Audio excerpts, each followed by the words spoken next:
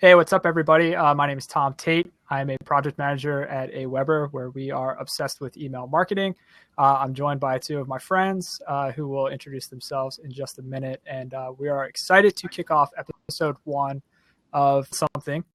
It's our first show, and we're excited to just jump into it. So let's go around. I guess we can start with you, Megan. Sure. Hey, everybody. My name is Megan Nesta. I'm product manager here at Aweber, and I'm excited to talk about building things and build a community. And I'm Chris Vasquez. I'm creative director at Aweber, and I am equally excited about all of the things.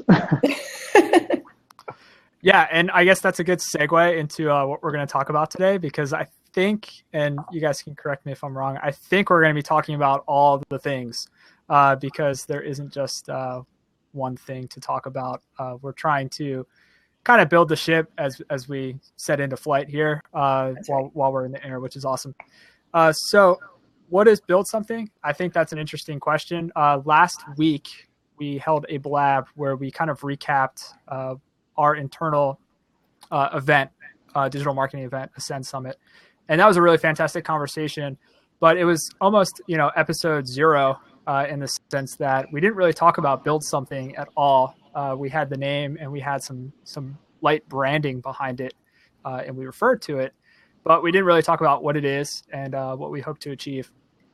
And we're excited to kind of define that today, or at least attempt to, and really get some feedback. So we have a few people that are signed in right now and hopefully a few lurkers that are checking it out.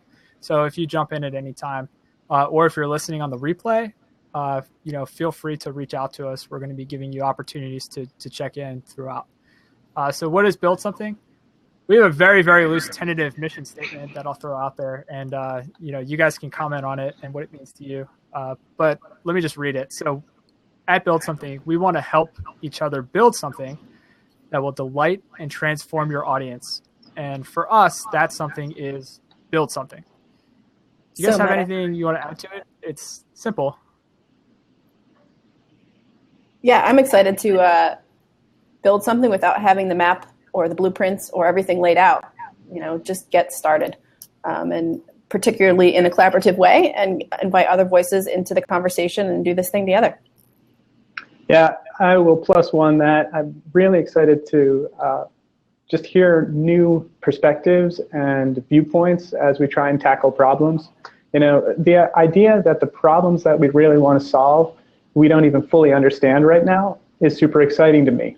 And that this main problem of just connecting people with skills to help each other to succeed and to delight customers is just, it sounds like a lot of fun. Or delight anybody, really. I mean, yeah. You said delight customers, and I think that, because we work here, and we do strive to delight customers. Somebody commented, we asked last week what you are interested in building, and somebody commented a birdhouse. And that's not really delighting a customer. Well, I guess if you're in the business of selling birdhouses, sure. But just delighting your audience, I should clarify though, Tom, when you're building a personal brand like mine, everybody's a customer. Okay. That's a good clarification. So we're all buyers at the Chris Vasquez show. Okay, cool. So do you guys want to talk briefly about what kind of inspired this whole thing? Sure. So I think that the three of us in particular are like the ideas thing. And it was interesting. So for the benefit of the audience, we all kind of talked about this cool way to collaborate and what's this Blab platform. And this was on a Wednesday, and we decided, hey, we should just try it and get started. And I think that group pushed towards that, got the whole thing started. Which is exciting for me instead of just kind of, again, sitting back and waiting for the map to do something. Just try it out, see what happens. Yeah, and I'll add to that. I mean, we have had some really great lunchtime conversations. So one of the benefits of kind of working here is a lot of us take time out for lunch. I've worked at other jobs where you don't do that. And I just think that the opportunity to sit down and break bread with your coworkers and talk about these ideas gets me really excited. And I've gotten, I kind of get schizophrenic and super excited about things, and then I never act on them. Or like, if you go into my name.com account, you'll see that I own like 20 domains. I have like five websites because that's the type of person I am. I'm a frequent starter, but I never start stopping. I always start, so I think that it's pretty cool that we're starting something, hopefully that we'll see to fruition. But again, just like working it out as we go along. Chris, what inspired you to want to act on this? I know we kind of had some conversations when we got back from Ascend, and the response was just like, let's just schedule it and do it. Yeah. So a little bit of backstory, I think, on our personalities. I have a really similar personality to Tom in that I just love to start things and frequently don't follow up on them. But where I am definitely lacking is I'm terrible at structuring and planning things. And both Tom and Megan are so much better at that than I am. And like that idea, we were sitting in a booth at lunch just talking about Ascend, that conference that I had watched from my computer while Tom and Megan were there. And as we were having this conversation, this idea that we could just fill each other's gaps and work together to produce really awesome things that individually we could never do was super inspiring. And the idea that we could connect with all sorts of really cool people through Blab and whoever knows, or who knows where else, is just inspiring. Like when we had that conversation, my very aspirational mind was going to all sorts of non-business problems. Like imagine the things that we could do if we get all sorts of like-minded people who have skills that the rest of us don't have, all focused on first identifying problems and then solving them. And one of the things that, absolutely. And one of the things that I remember Megan saying in that conversation was she walked away from Ascend and it was all about collaboration. This idea that you don't have to do it alone. And like, really, why should you do it alone? I think that a popular term that I keep hearing, over the past year or so is solopreneur. And I love the idea of solopreneurs because they're self-starters and they're very entrepreneurial like myself. And they feel that they can conquer the world, and achieve their goals without any help. But I think what we're trying to say with Build Something is there's another way. Like you can be a self-starter and you can have your personal pursuits, but there is a need for a community out there that is going to support you and help fill those gaps, and really a place for you to contribute to where you're also getting a lot of value from as well.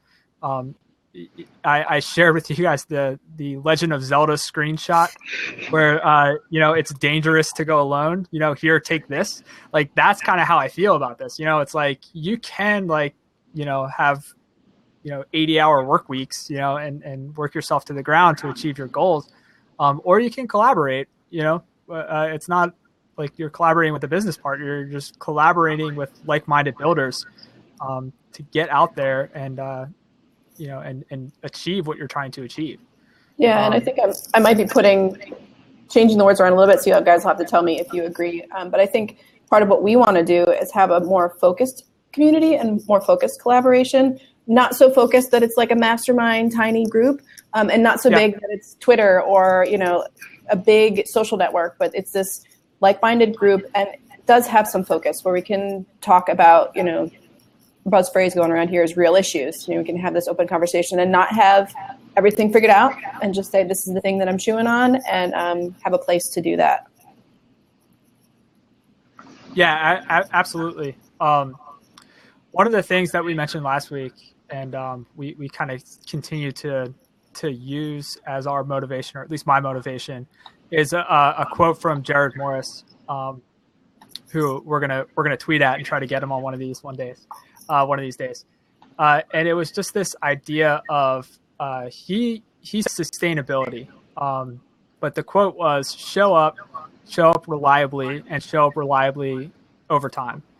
So I think if anything, if you're joining us today or catching the replay, that is like the bare minimum expectation that you can expect from us, right? So like Fridays, 2 p.m. Eastern Standard Time, you can expect that we're going to be here. We're going to be talking about real issues. We're going to be asking questions. We're going to be helping each other. We're going to be helping you. And we're going to just be building this community, and we're going to be building our own pursuits, and we're going to help you build your own pursuits as well. So I love that quote. And we can kind of just jump into, what our first steps were to kind of kicking this thing off, and what, and then we'll get into like what our aspirations are, like what we're actually thinking of this thing evolving into, right? Oh, cool. So PPP Insiders just said he's building a business that he can run from his motorhome so he can travel full time. Yeah. That's amazing. That's so cool. Location independent entrepreneurship right there. So that's awesome. So welcome, and feel free to interact with us throughout this. I think we just kind of said, let's schedule this thing. And if by scheduling it, it'll force us to do it. But is there anything else that you guys can recall, in terms of like our getting started process? So we did post that conference. We just sat down, and Tom and Megan had this idea. And we got to this point that I've gotten to hundreds of times. And I'd love to know if anybody else hits this same wall where there's a great idea, and what it would take to actually start on that idea isn't that great. But the big thing that's getting in the way is kind of a fear of just taking a risk. Like the potential risk is really low, the potential upside is really high, but there's just this weird fear that gets in the way that causes you not to do it. And what happened this time is we all, since we were there and we were in this moment and felt supported by each other, I feel like we just took the leap. And at that meeting, we took all of these little steps that helped us overcome these really meaningless hurdles. I think, too, that we just kind of squashed the analysis paralysis at the beginning. Mm-hmm. It's just like there's not a whole lot to lose in terms of starting. Like, that's the cool thing about the time in which we live is that, Lab's available, Twitter's available. There's all these tools that are available that don't cost you really anything in addition to, your current operating things. And why not try it and see how it goes? Do you feel that by kind of collaborating with others, you hold yourself more accountable to doing these types of things? I've read a lot of different opinions that when you're starting a new pursuit, you shouldn't tell anybody, like you shouldn't proclaim it. But then I've also read a lot of differing opinions that like you should make it public so that you start to hold yourself accountable to it. Do you guys have any thoughts on that? I am absolutely a collaborator, 100%. Yeah, I work the best with someone or a group of people who can bring the ideas out, and I can, to what you're saying, Chris, before, put some structure to it. I feel like I'm creative in the structure, but not creative in the idea. So collaboration is huge for me.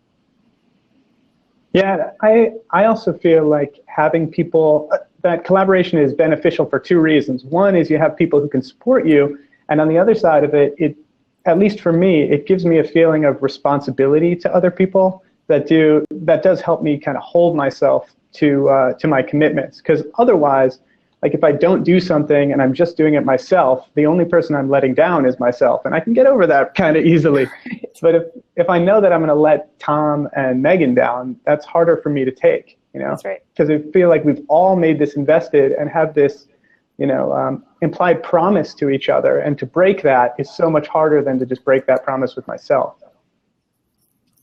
And I think as you build a community, you feel a sense of accountability to them as well, right? So mm-hmm. I know that, for me personally, I can attest to that, Chris.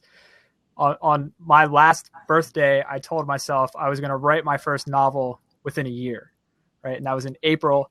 And I'm like probably halfway through, but I keep thinking to myself as other pursuits kind of get in the way of me finishing that like the only person who I'm really going to be letting down there is myself, right? So like I agree with you. Like when we kind of started this, we democratically split up some responsibilities, and we talked about our goals and our mission and how we can each contribute.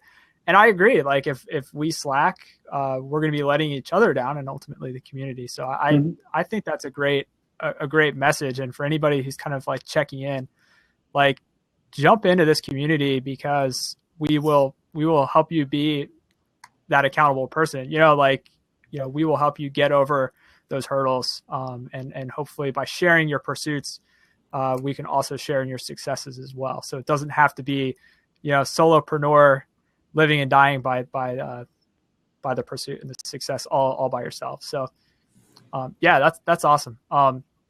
Do we want to talk about like some of the very basic things we did to kind of launch this in a very short period of time? I mean, is that worth getting into? Yeah. I would love to do that.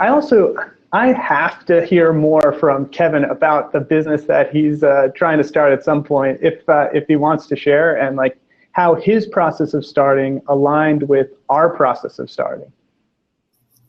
Yeah, I'm game. If anybody wants to jump in, by all means, there's an open seat. Take the open so seat. feel free to click that seat. Let's do it.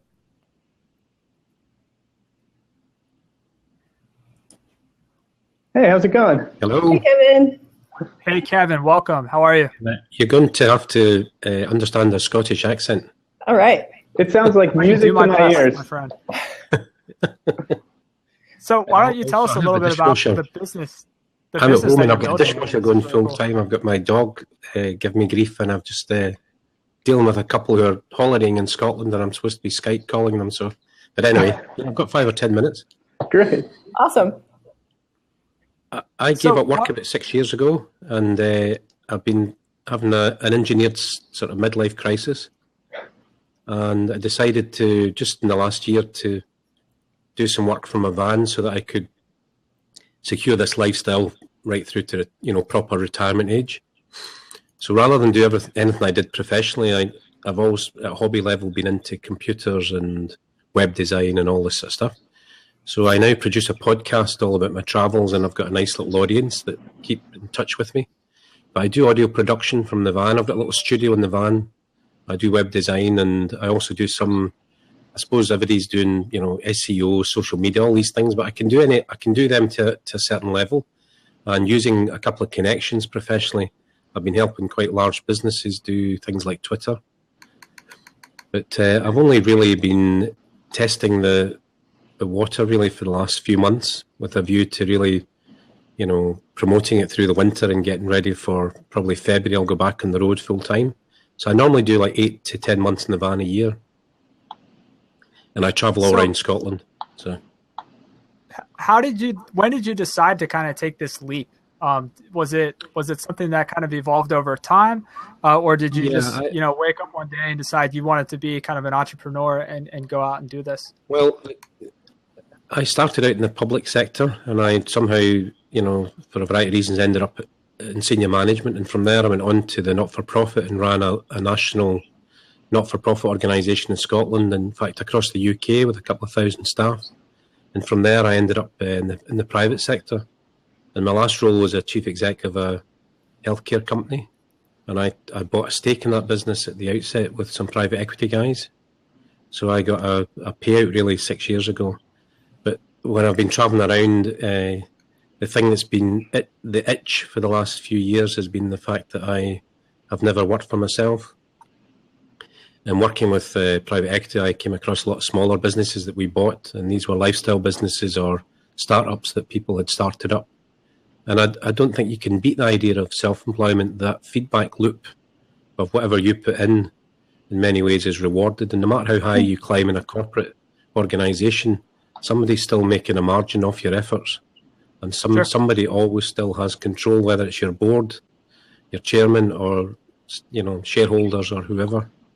Whereas if you can work for yourself, you have such an amazing opportunity to achieve at a level that you like. And I want to build a lifestyle business where I maintain this feeling of being time rich rather than financially rich, if you like.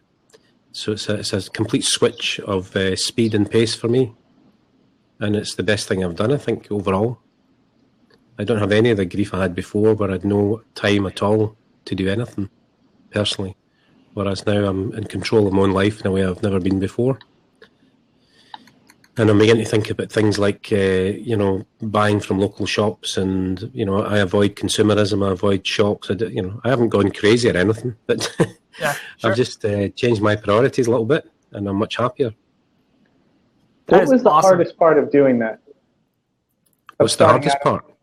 Yeah, I think if you're traveling in a different direction from everybody else, or most people, they will not understand initially, and then they're likely to reject you in some way. So you can very quickly move from being a sort of solo traveller in every sense of the word. If you've got a business idea, or if you do want to physically travel, you can end up from being solo to being lonely. If you really need to seek out people who are like-minded, or who have share your ideas, because the majority of people feel threatened by anything that involves change or uncertainty or risk. So that's what I would say. I mean, I very quickly, my phone stopped ringing, which was a great thing. But if you're in an organisation, there are so many reminders of the hamster wheel that just keep you going. So if you're on your own, you need to be, a real self-starter, I think. Yeah. So that's where I am. It's quite a big change in many ways, but one that I thought, if I don't do, too many people are going to leave it too late. First thing I did was pass my motorcycle test, and I went round Scotland, the UK, and Ireland on a motorcycle. That's awesome. If I'd retired at 65, I don't think I would have had that. I might do, but I don't think I would have had the same enthusiasm I had in my 40s. So this is both inspiring and depressing to me, because you are so much cooler than my life. Like, I have never driven around the country on a motorcycle. That's awesome. Sorry, I don't know your name, Builder.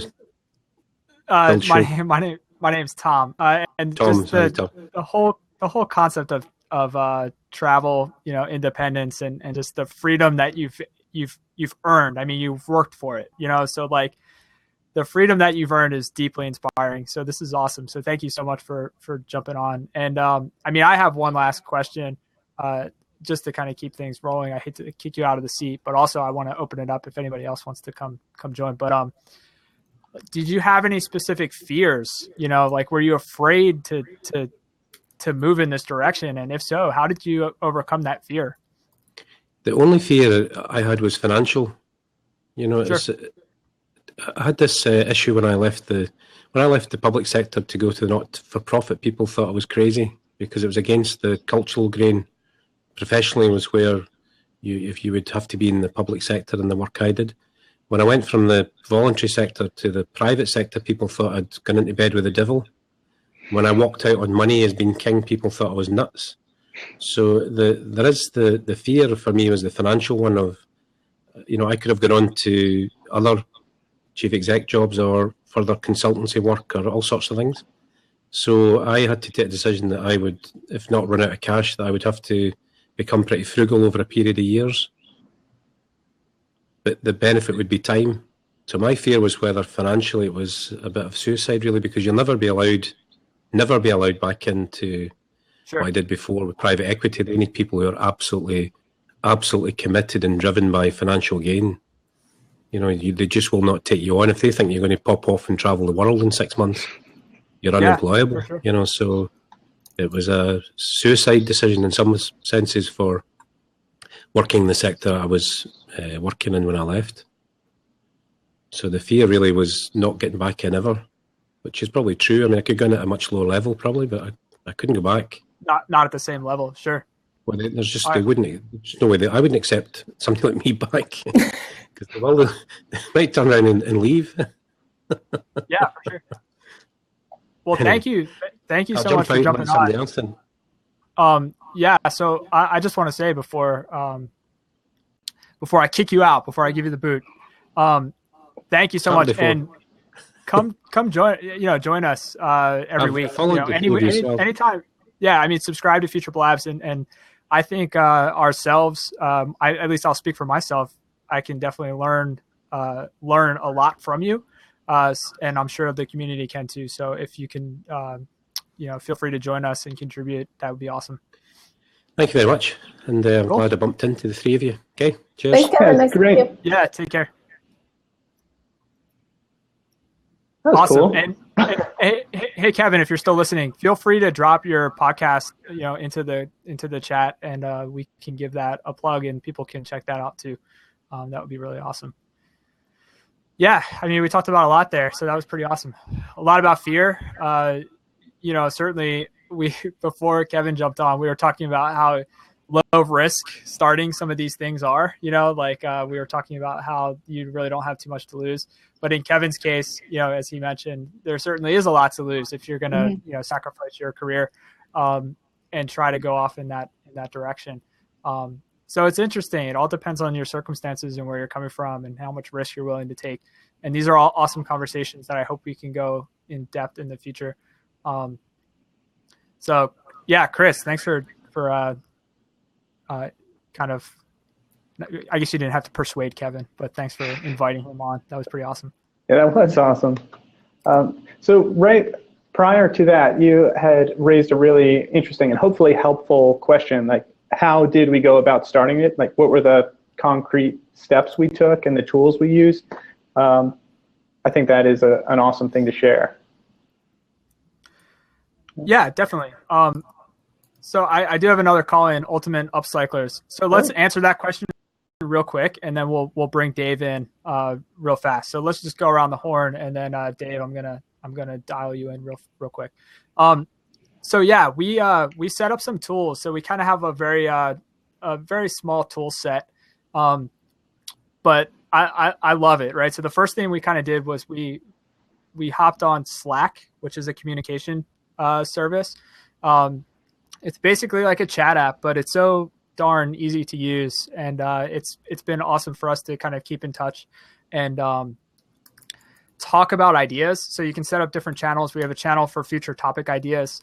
We have a channel for just a channel for our web stuff, so we built a website. Chris built a website. And that's hooked up with GitHub. It's all, the code's out there. We're going to make everything open source so that people can steal it, borrow it or be inspired by it or whatever. Fork it.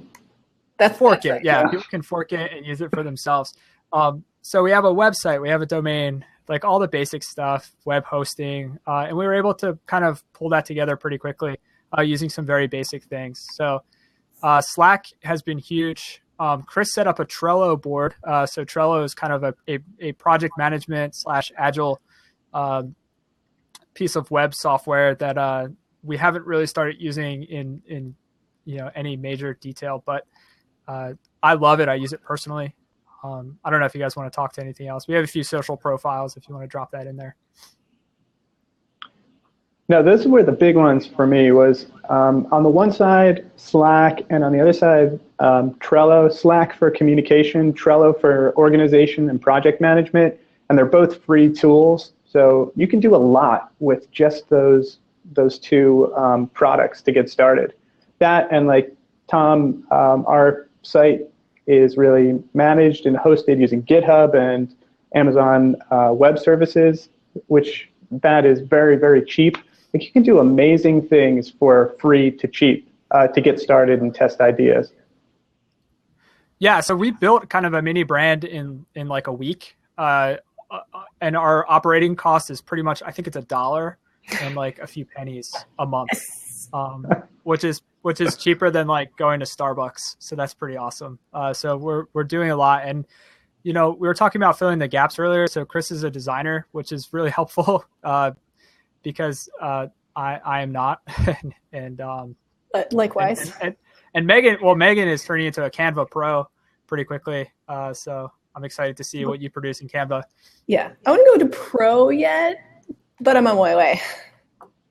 Yeah. So, we're really working to kind of fill each other's gaps, which is really fantastic. And Slack is helping us coordinate that. Slack is like a lifesaver, in my opinion. Oh, big time. Yeah. Cool. And it's fun to use too. Yeah. It's been pretty awesome. Anything else you guys want to add?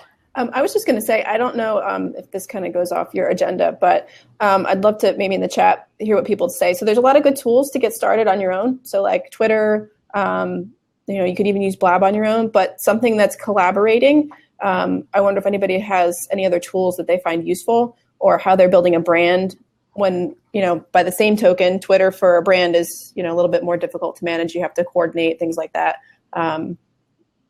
Maybe somebody can mention that in the chat or if they have tips. Yeah, any tools you guys are using that you love, drop it in for sure. All right, cool. Hey, Dave, if you're still listening and you want to jump in, by all means, let's throw you in the seat.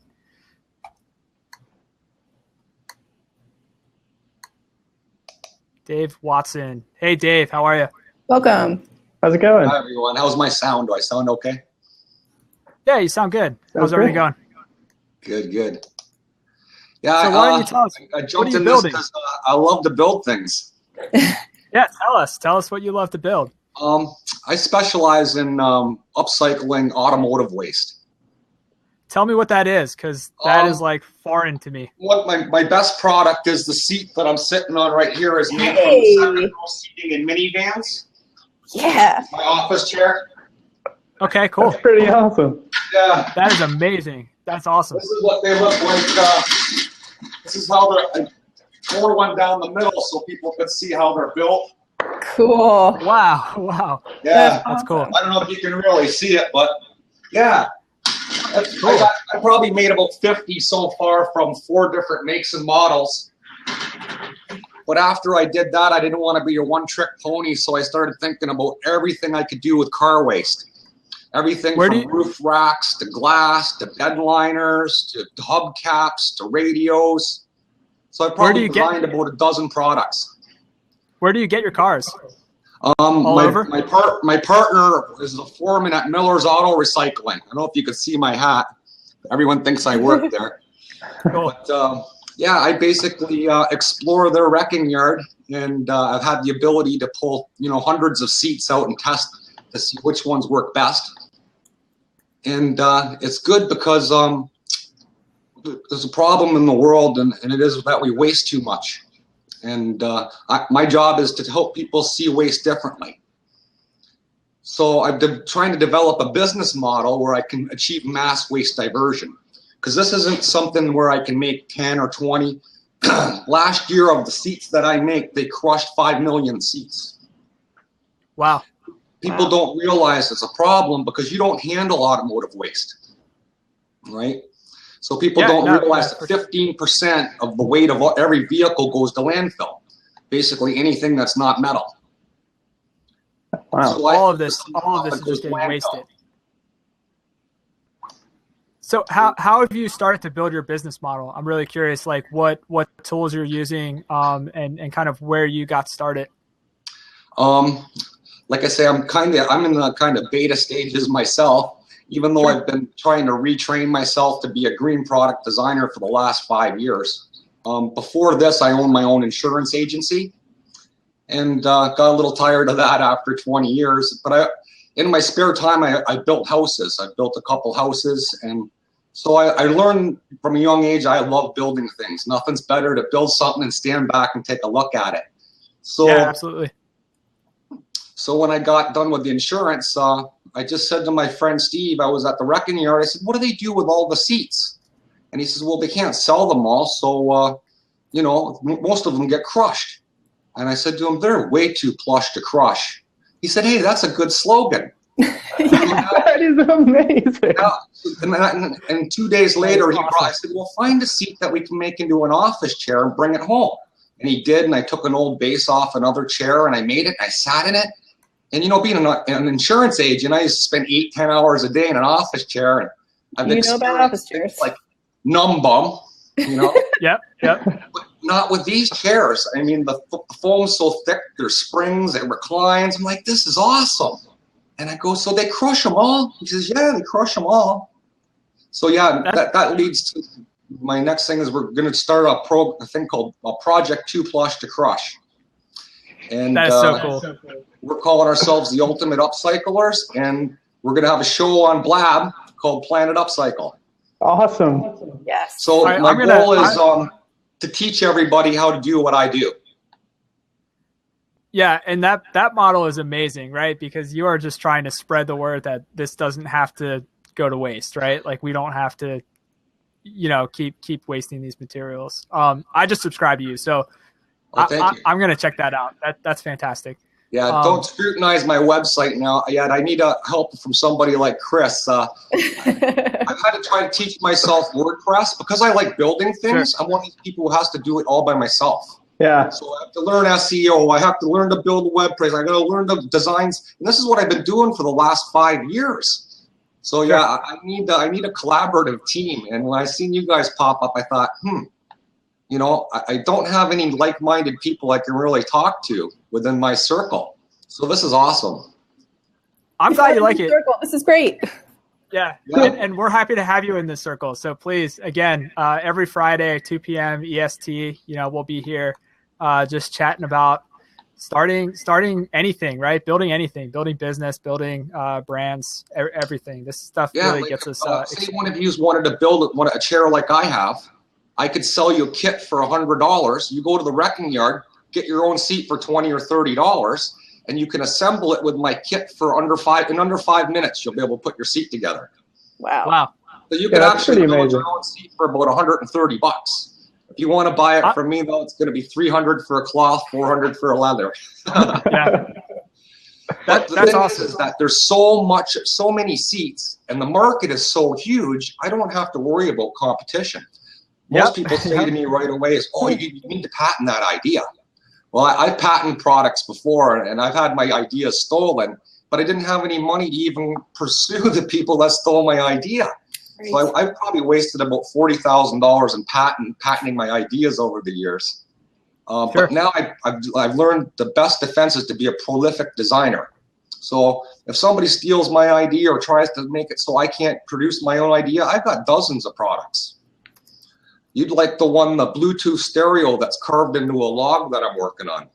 Sits up like a log, and it's got the Bluetooth stereo built right into like a log. So I like to, last week I stared at an aerial for a week. I ended up making a hot dog roaster and a perch fishing pole out of a car antenna. This is fantastic. Awesome. Yeah, no, this is great. I love to create things so much. I'm actually not going out and selling anything. So now I got to sell. That's something that I don't think we're going to touch upon today, but I have that problem too. So I really want to talk about that at some point. So some week, expect that to be a topic, like this idea of getting things to 70% because you love the rush of the first 30 and you see it through to 70%. And then it's just that final 30% is just so difficult to get across. At least that's been my problem. And I can't tell you how many. Once you know you can accomplish it, even though you haven't got it done, okay, you feel like you tackled it anyway. Okay, I know I can do that now. I've done a lot of designs halfway through, realize, I can do it. I know I can do it. I know what it's going to look like, and I'll just leave it and move on to the next thing. I'm with you. Yeah, this is a classic example right here. I tried to make cell phone cases out of car seat leather. But I was using the seat belt, so you could just strap the seat belt on and click your cell phone off and on. But I found it was too heavy and clunky. But yeah, that's what I was building, a cell phone case. Yeah, no, that's awesome. So in the interest of time, I'm going to give you the boot. But before I do, does Megan and Chris, you guys have any questions? I just cannot wait until the next time we all get to talk. This is awesome. I'm actually going to have shows where I get up a certain couple materials and people can help me design things. Because the thing is you've got to try to combine the junk together. And I've got certain criteria, it's got to look good. It's got to be functional. It has to be green. It can't hurt anybody. It has to be quick to do. But number one is it has to be a profitable product. That's what creates sustainability. Sure. If it's not profitable, it doesn't be sustainable. Everyone thinks recycling is sustainable. No, that's government funded. Yeah. When you take an aluminum can and you melt it down, the aluminum can was worth 2 cents, and you're making it worth 1 cent. Okay, I take junk that I buy for $20 a seat and turn it into a $400 seat with a $30 base. Right? That's upcycling. Yeah, upcycling. I love it. And I'm really excited to see your blabs. Like, I'm really excited to see, and I want you to keep checking back because I want to see where you take this business. I really do. Because it's so like unique. I said, I need help with developing the business model, developing websites. I've even thought of going the affiliate marketing route. Like, sure. It's too much for me to do it all. And thanks for listening to me. I'm sorry I dominated the blab. Everyone gets me going. I get so excited. You're passionate. That's great. I love it. I love it. This is passionate. No, this is why we're here. So I'm going to give you a bunch of like high fives, and then I'm going to give you the boot. And I hate doing that because I want to just keep talking to you guys all day. Friday at 2:00, I'll come back and excellent. You guys can help me. We can make some stuff together. Awesome. Great. Yeah. Well, thank you so much. We hope to see you again soon. Thanks a lot. I gotta go now. Gotta go watch some professional darts. Go do it. Yes, that sounds like fun. I'll see you. Thanks a lot. Bye. Yeah, thanks. Wow, that was awesome. Hey, and if you have a website or if you have anything that you want to share, feel free to drop it in the messages on the side so that people can check out your business. Wow, that was really cool. We have another invitation for someone that wants to join in, Manuel Pedrosa, but I'm going to say let's just keep things moving. We have 13 minutes left, but don't get discouraged. Please come back next week. We would love to hear from you. If you want to just mention who you are, what you're building in the side. I see you just dropped in actually. So feel free to converse with us in the chats. Man, this is going to be really hard each week to like not let everyone just talk to us for 45 minutes. With all these that was so ideas, fun. Passion. Yeah, this is really cool. So we want to, kind of start wrapping things up now, but thanks so much for people who joined us and stuck with us for the last 45 minutes or so. We kind of have a quick call to action for everybody that's checking this out, whether you're checking it out as a replay. So we're going to put this up on YouTube as a replay. And we are also going to, if the audio is good, we're going to try to release it as a podcast, provided we can, kind of get the permission of the guests to use your content. If you don't have a problem with that, I'll reach out to you directly. So if you're listening to this on a replay, we just want you to reach out and tell us what you're building and what challenges you're facing, because I think we need to hear from you specifically so that we can form future topics. You can do that by connecting with us on Twitter at BuildShowCo. You can connect with us directly at TNRT. It's just 4 letters. MJ Nesta, Megan, and at ClickPop is Chris. So follow us, talk to us. We would love to hear from you. Again, tell us what you're building and what challenges you're facing. It doesn't matter what it is. It can be a birdhouse. It could be a very difficult birdhouse that's challenging for you, and we want to talk about it. Yeah. Also, it doesn't have to be a physical product too. So you have an idea that you're trying to share or spread. Let's talk about how to do that when you don't have that thing to monetize. Yeah. So you guys have any other thoughts before we move into recommendations? Not really. Let's recommend. All right, cool. Megan, I'm going to kick it off to you to start it off. So we want to kind of close out each show with some recommendations. They can be anything. They can be things that are going to help you build your brand, your business, your physical or non-physical products. Or it could be just something completely off the wall. Like I can tell you for a fact, when the new Star Wars comes out, I'm not going to be able to recommend anything other than the new Star Wars. So that'll be my recommendation for that week. Okay. So just expect anything that's on our mind. I'm going to pass it on to Megan. Yeah. So I feel like my recommendation is both boring and old. But my recommendation is Twitter. Like I had been active on Twitter for a long time, then I took a really long break and I'm getting back into it again. But it is so cool to meet people with like very low barriers. You can have conversations with so many incredible people. It's similar to this, but it's simpler, I think. But not underestimate the power of those one-on-one connections on Twitter. Cool. And Chris? So mine is not a helpful productivity tool or anything. It was just something I came across this week that I was just blown away by how fully they did it. It's a children's book called The Incredible Intergalactic Journey Home. I'm going to drop a link in the sidebar.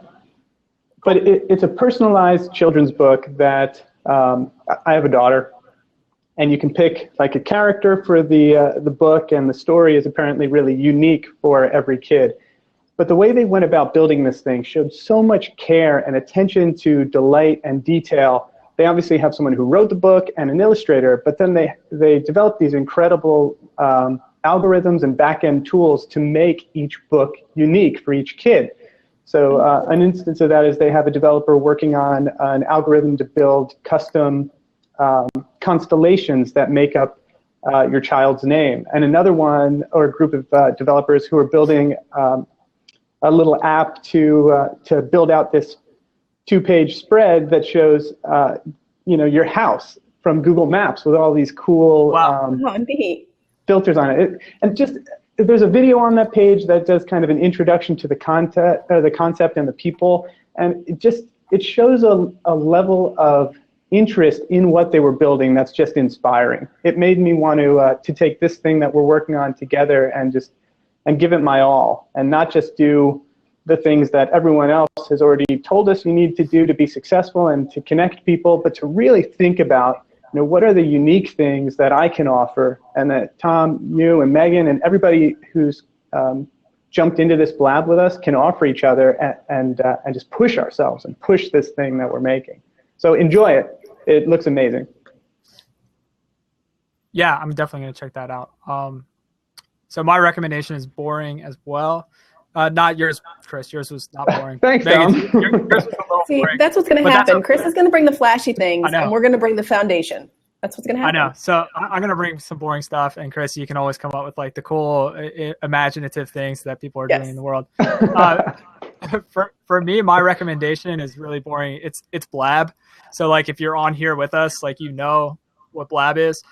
And it's funny because like I'm not the type of person to jump on like bandwagon social platforms, and like I think in a lot of ways Blab is like a bandwagon social platform. It's like a flavor of the week type of thing, and also in a lot of ways it's kind of like Google Hangouts. Like it really doesn't reinvent the wheel in terms of like video conferencing and chat, but the UI is just so awesome, and there's just something about the type of content that has been on there. So I've been lurking on other people's blabs, and I even hosted a blab about retro video games with a couple of my friends that I used to live with in South Philly, and it was just so awesome. Like the experience of just having a conversation digitally with people in kind of this like natural setting, which really is like an unnatural setting, but it feels so fluid, and to be able to invite people to hop in on the open seats and just share their story and share their experiences has been just so wonderful.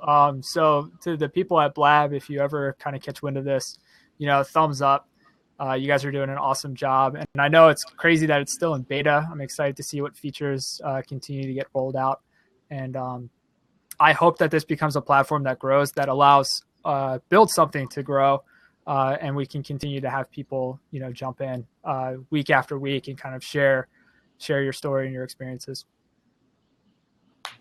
Absolutely. All right, cool. The next episode is going to be Friday, 2 p.m. Eastern Standard Time, same place on Blab. We'll have some information about like YouTube podcast and our Twitter handles and all that stuff, and how you can keep in touch with us. For the time being, you can go to buildshow.co if you want to learn more about the show and just kind of keep up with future episodes. We don't have a topic nailed down for next week, but we started talking about frameworks for starting, which I think is really important to consider so that you're not going in 100% blind. And I know Chris has a ton of frameworks that he's shared with me that I've learned a lot from. Megan, on the product side, you certainly have a history of working with product development and building things from the conception stage, into development. I think it's going to be a really lively discussion if we end up going that route. So if you haven't started yet, that's going to be the show to join us at, because we're going to be sharing a lot of valuable information and having some lively conversations about how to start and what kind of framework you should put around it, which might lead into the next conversation, which is like, how do you know you're successful? And how do you define success? So these are some future things that we've been talking about in relation to Build Something, and we're excited to dig in. So please stop on by afterwards. And again, thank you so much for joining in, whether you're joining in on the replay or you stuck with us for 50 minutes. That's really awesome. And thank you for our guests dropping in. You guys have anything else you want to share? No, that was super fun. And if you do drop in when we're talking about frameworks, if that's what we end up talking about, we'd love to hear what you've used or what you're planning on using or have just experimented with as well. So come prepared. Definitely. And tweet at us this week about what you want to talk about too. You can build an Purple agenda. Select. So Purple Select just said, and I'll mention this before we close it out, I'm starting a podcast on success and what it means. Yes. Yes. So when we have our episode where we talk about success, defining it, what it means, and kind of how to achieve it, I really hope that you can join us. So keep tabs on us. I'll try to keep tabs on you too, and let you know when that's going to happen. That sounded really creepy, like keep tabs on you. I'm not going to like stalk you or anything. But I keep web tabs. I will seek you out and let you know when that episode happens. All right, cool. Thank you guys so much. It's just about 3:00. Still creepy. You're right, Ben Spoon. It is still creepy. All right, we're going to close out this recording, and I hope everyone has a fantastic weekend, and thank you so much for joining us on the inaugural first monumental historical episode, number 1, Build Something. And I hope everyone takes care and, again, has a great weekend. Thanks. All right, thanks, everybody. Bye, guys.